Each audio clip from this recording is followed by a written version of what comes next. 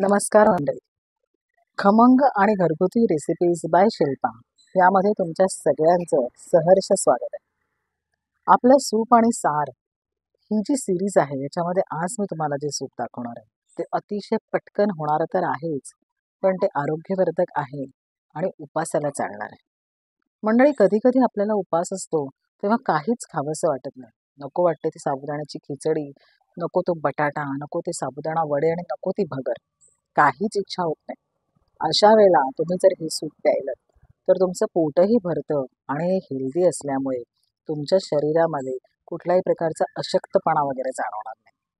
उपास हा अतिशय आपल्याला सुकर होतो. तर हे जे सूप आहे हे आहे लाल भोपळ्याचं सूप. लाल भोपळा हा अतिशय सात्विक मानला जातो आणि अनेक डॉक्टर्स आणि डायटिशियन आपल्याला हा खाण्यासाठी खूप प्रोत्साहित करतात, पण आपल्याला बऱ्याच जणांना, लहान मुलांना हा आवडत नाही. पण हे सूप जर तुम्ही केलं तर हे लहान मुलांनाही कळणार नाही की ते लाल भोपळ्याचं सूप आहे. तर असा हा गुणकारी, हृदयासाठी अतिशय आवश्यक, स्नायूंच्या बळकटीसाठी अतिशय आवश्यक, त्याचप्रमाणे शरीरातली झीज भरून काढणारा आणि आपली स्किन अजून छान करणारा असा हा लाल भोपळा. तर आज आपण या लाल भोपळ्याचं पटकन होणारं सूप बघायचंय. तर चला तर मग आपण लाल भोपळ्याचं सूप करूया. लाल भोपळा चिरून त्याचे तुकडे करून मी ते वाफवून घेतलेले आहेत आणि आता मी हे मिक्सरमध्ये सगळे जिन्नस घालून फिरवणार आहे जेणेकरून ते एकजीव होईल.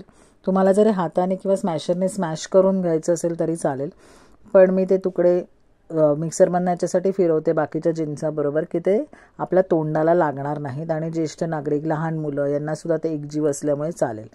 गूळ घातलेला आहे याच्यामध्ये. मी मिक्सरच्या भांड्यामध्येच हे सगळे जिन्नस एक करून घेणार आहे.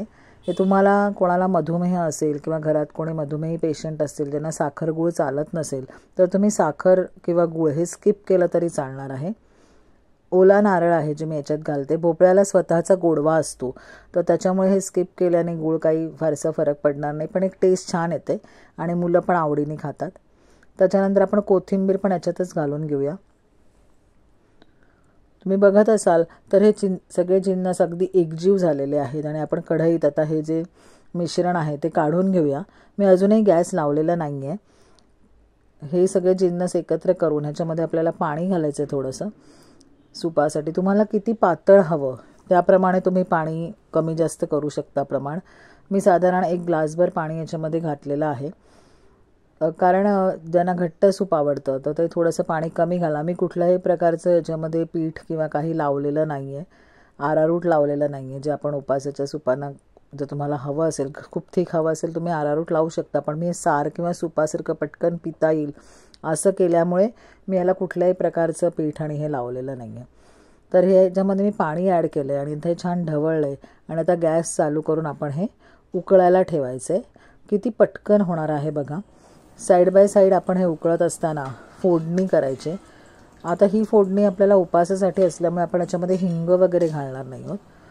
इथे आंबटपणा, कारण गूळ घातला होता त्याच्यामुळे आंबटपणाला मी थोडा कैरीचा कीस घालते.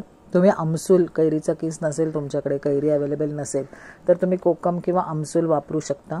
जर तुमच्याकडे कोकम आगळ असेल तर तुम्ही आगळही घालू शकता.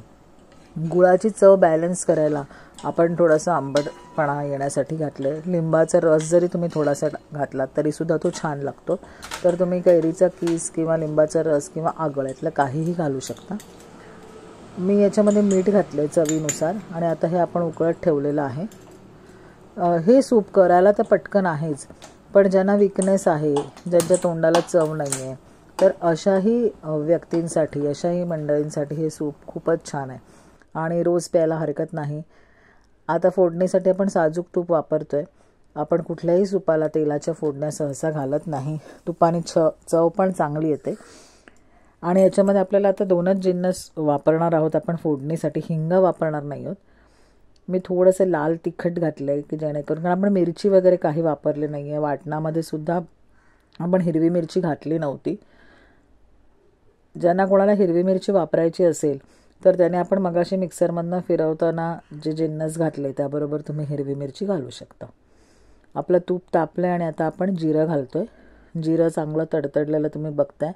आणि मी 2 या बेडगी मिरचीच्या, एका मिरचीचे हे 2-3 तुकडे आहेत तर तेवढेच चवीला घालते की ज्याने मिरची आणि जिऱ्याची जी चव आहे ती त्या साजूक तुपात उतरून एक सुपाला छान फ्लेवर येतो.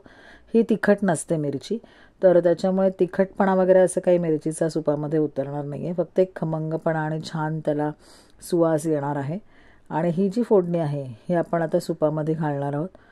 जर कोणाला तेल तूप वर्ज्य असेल तर तुम्ही ही फोडणीसुद्धा स्किप करू शकता, कारण ह्याला इटसेल्फ खूप चव आहे सुपाला.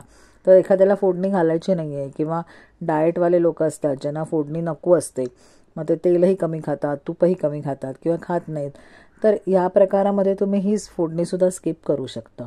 नुसतं हे भोपळ्याचं सार तुम्ही पिऊ शकता, तर ते सुद्धा तेवढंच आरोग्यदायी आहे. आणि आपलं हे सूप तुम्ही बघितलं असेल, त्याला छान उकळ आलेली आहे आणि हे आता आपल्याला सर्विंग बाउलमध्ये काढायला रेडी आहोत. आणि अशा प्रकारे हे हेल्दी सूप तुम्ही घरी नक्की करून बघा आणि कमेंट सेक्शनमध्ये मला सांगा तुम्ही केल्यावर ते आवडलं का सगळ्यांना, आणि तुमचा कुठला वेगळा प्रकार असेल तर तो सुद्धा कमेंटमध्ये मला सांगा. ह्या सोप्या सोप्या रेसिपी तुम्हाला आवडत असतील तर माझ्या चॅनलला प्लीज लाईक करा, शेअर करा आणि सबस्क्राईब करा. ह्या रेसिपीज पारंपरिक असल्यामुळे जास्तीत जास्त शेअर केल्या तर त्या जास्तीत जास्त लोकांपर्यंत पोचतील. असं आहे आपलं सूप.